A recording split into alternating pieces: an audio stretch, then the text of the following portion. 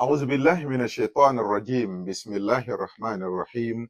We begin in the name of Allah, the most gracious, the most merciful, and we pray for the peace and blessings of God Almighty Allah upon our noble Prophet Muhammad sallallahu alaihi wasallam, his household, his companions, and all those who have been struggling on this noble path till the day of judgment. My dear respected audience, we are still on our topic of trying to know the general features of Iraada. Knowing the general features of Iraada will equip us to know how to best manage them. If we know the general features of willpower, it will enhance and it will make us effective in managing them. And we mentioned some of them so far, about 8 of them. Today, inshallah, we'll mention some in addition to the earlier ones that we mentioned. Key among them, number one, if we want to manage our Iraada very well, and if we want to easily get all our internal dimension in line to what we think will be of use to us, of benefit to us in the future, though currently we might not be getting any immediate benefit or gratification, then definitely we need to have what we call a vision. We need to have a vision, we need to have a goal, and we need to have also a strategy. Knowing that what we are denying ourselves, and knowing that what we are motivating ourselves to do now is going to have a lofty benefit for us in the future, definitely we can struggle hard to do it now. But if we don't have a target, we don't have a future to see, a future mental image to see, to motivate ourselves, then indeed we will be having a weak Iraada, willpower. So no matter how low our willpower is, either low to move us to do something or low to restrain us from doing something, if we have a mental image of what we want to achieve in the future, then we can easily motivate ourselves.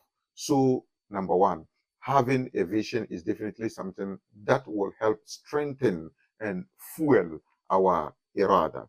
Then number two, one very important key in managing Iraada is when you have a mentor who is aware of where you are going and monitoring, that you have external monitor. Then definitely when you are even about to give up, when Satan whispers and trying to convince your soul to give up, and your mind really knows that no, you have to do this, your heart desires for it, you can easily give up if you are alone.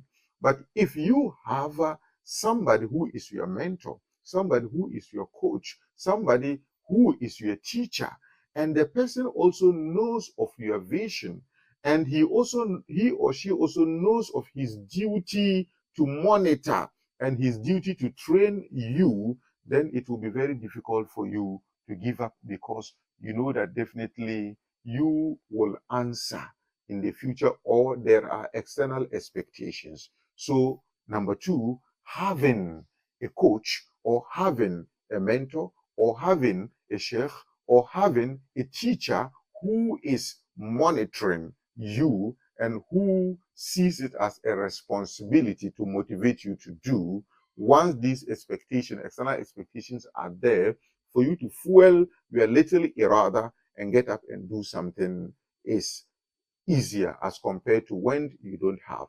Then number three is also for you to sit down and study and know yourself very well.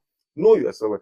If you don't know yourself, self-awareness, then it becomes difficult for you to manage your Iraada. If you know yourself very well and know the level of your Iraada, then you'll be mindful about how you use your Iraada left and right. Remember, in our past episode, we said that Iraada has a capacity, Iraada has a limit, and it will get depleted with use. When you use it from time to time, it will get depleted within the day. And at the end of the day, you are definitely going to get what? low level of irada or willpower, what we call ego depletion. So if you know yourself very well, then you will know that, oh, I have a bit lower irada. So therefore, I would use my irada. It's just like maybe you knowing the money in your pocket and budgeting before you enter into the market. Definitely, you wouldn't go spending left and right just like anybody who hasn't budgeted. So self-awareness and knowing yourself is one of the key ways of managing what? Irada. Another key way of managing irada is for you to also know the situations in which you need the irada, whether bad or good. You want to memorize the Quran and you need the irada to actually sit down and pain yourself and recite the Quran, then know the situation very well. Know the activities that you need to bring together in order to be able to do that particular duty.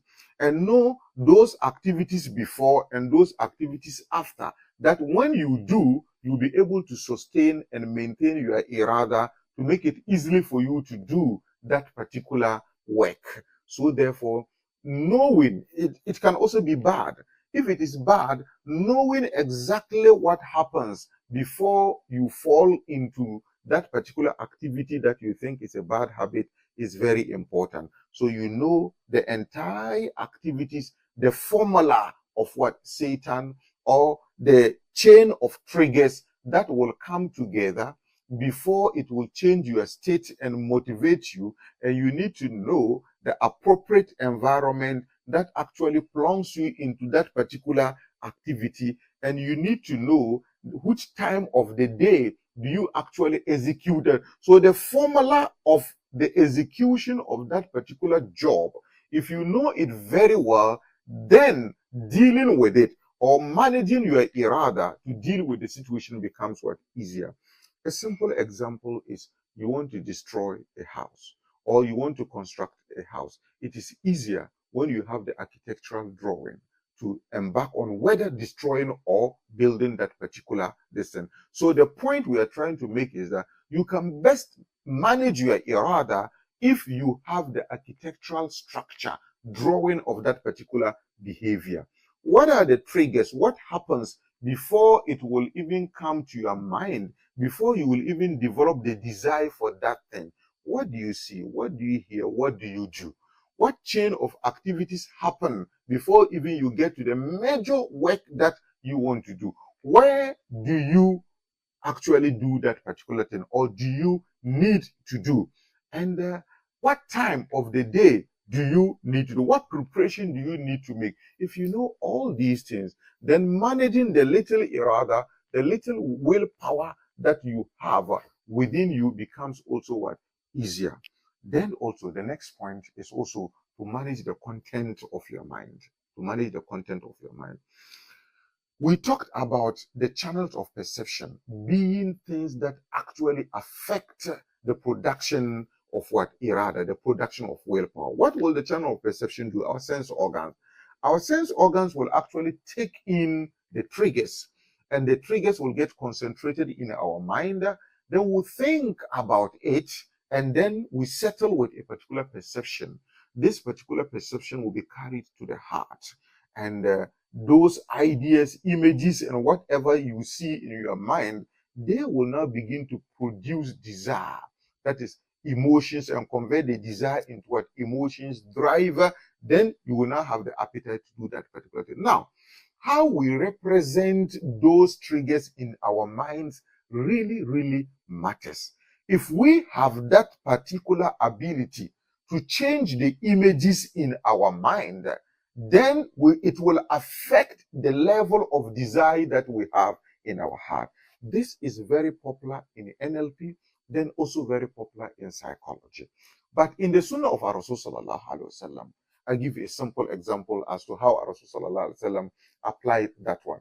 A young man who actually had his girlfriend before he became a Muslim. And after becoming a Muslim and knowing very well that fornication is impossible, is prohibited in Islam, coming into contact with his old trigger, that is the stimuli, the girlfriend, now he develops the desire to what? Have an affair with her. Then he says, no, let me come. The best is for me to go back to our Rasul sallallahu alaihi wasallam to seek for what? Permission.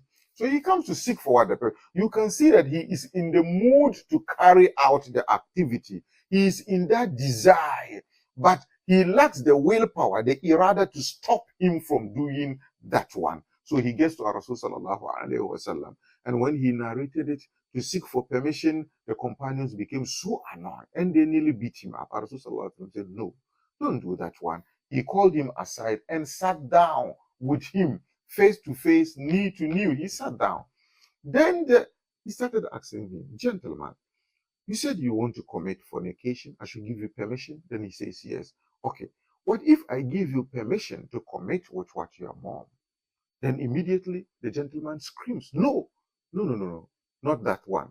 They say, okay, what if I give you permission to commit with your sister? No, no, no, no, not that one. What if I give you permission to do with your auntie? He kept on mentioning the family and close members that the young man sees is disgusting to actually do that one. And the young man kept on saying no till the time that he, the young man himself, told Rasul sallallahu alaihi wasallam that it's enough.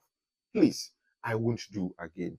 Pray for me. Then Rasul sallallahu alaihi wasallam put his hand on his chest and prayed for him. And he says, Wallahi, since that day, the desire for fornication immediately vanished from what? My heart.